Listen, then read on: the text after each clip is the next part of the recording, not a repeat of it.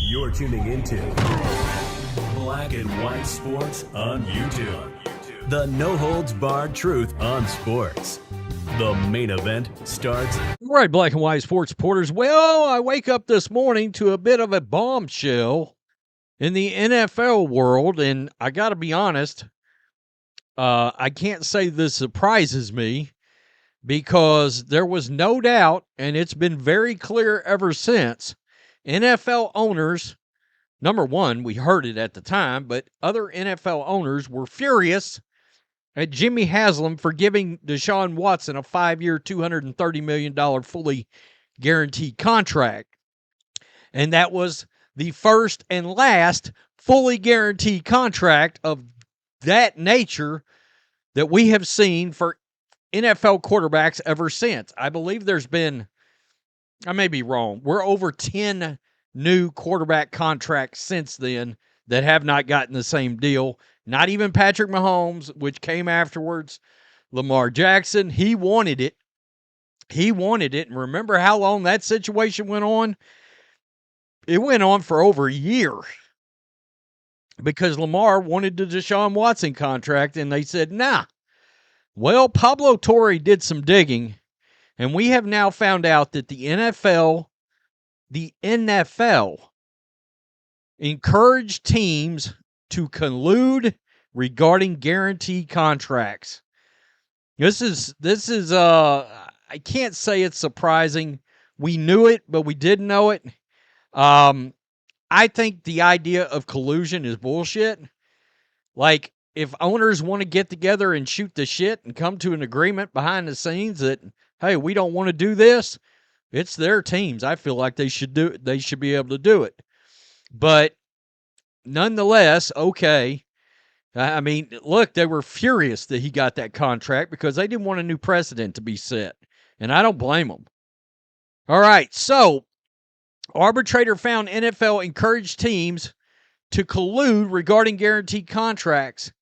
Both sides were determined to keep it a secret. Some in the media were determined not to allow that to happen. With both the NFL and the NFL Players Association, the NFLPA chose to keep this hidden.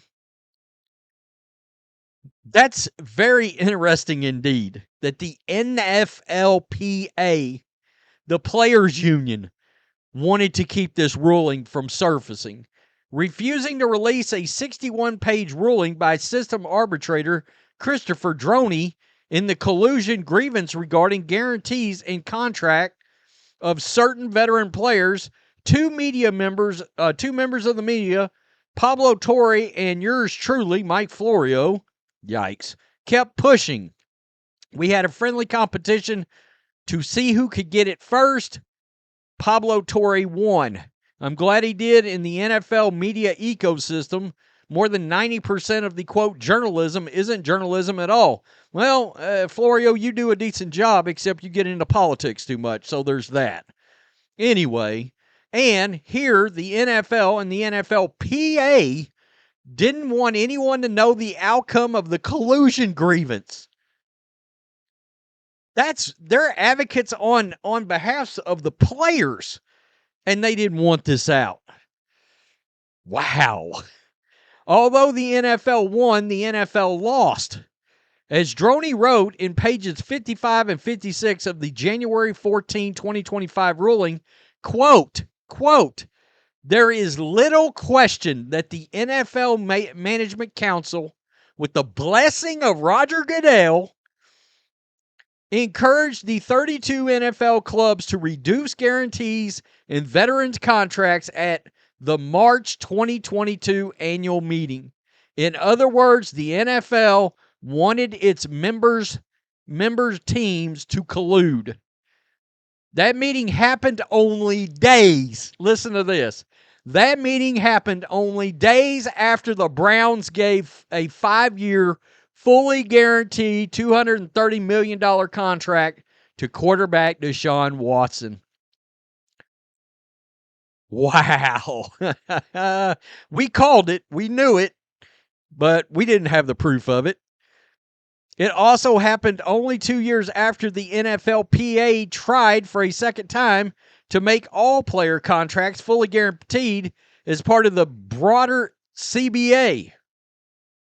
The league had fended off that effort both in 2011 and 2020, and the league didn't want to concede full guarantees on a piecemeal basis, with one team at a time giving players fully guaranteed deals until they became the norm. The league ultimately won because Droney found that the evidence introduced at the 2024 hearing did not prove by a clear preponderance of evidence that the teams accepted and acted on the encouragement of the NFL Management Council.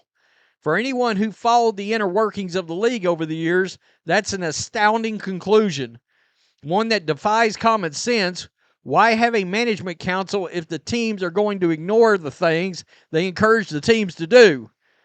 Some would say it's stronger than encouragement. Some would say the encouragement of the management council must be followed.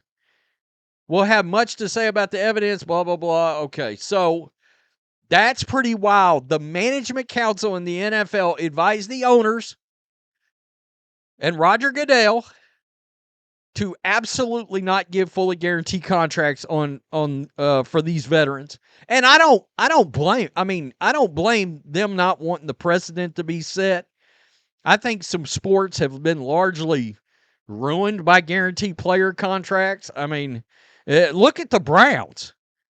If it wasn't for and I can't believe I'm going to say this out loud, if it wasn't for the wherewithal, the shrewdness, I can't even go there. If it wasn't for the sheer blind luck that Jimmy Haslam got an insurance policy, he's a terrible owner. I can't give him. It just can't happen. The sheer blind luck, blind squirrel finds nut situation of him getting an insurance policy to cover some of the losses and recoup the money from Deshaun Watson's injuries. That contract, it's already the worst contract in sports history. I think most people believe that at this point. It certainly was the worst trade. If you combine the two, sign and trade, right? Or in this case, a trade and sign, it was the worst deal in the history of the league. And that's saying a lot because Russell Wilson exists. Herschel Walker exists. And Deshaun Watson may pop up this year like Pinhead from Hellraiser and completely foobar that entire locker room for the Cleveland Browns when he's like, I'm ready to play. And Jimmy Haslam's like, the hell you are. I'm collecting insurance on your ass. I don't blame the owners because of the injury thing and all that. The one league that I will be honest, that I feel like has their salary structures and their salary cap and everything just right is the NFL. These NBA salaries and oh my God, I just can't even believe it sometimes when I see these salaries in these other leagues. And I know a lot of that's got to do with the media rights deals, but nonetheless, that was it. They told them, don't you start doing that. But the most interesting part about all this, the players union not wanting it to come out. You're an advocate for the player. You don't want the fact that there was collusion going on to actually surface? Woo, I don't know about that if I'm a player in the league. What kind of advocate are you being for us? Tell me what you think. Peace. I'm out. Till next time. Thanks for watching the show. Be sure to like, comment, and subscribe. Be sure to tune in next time on Black and White Sports.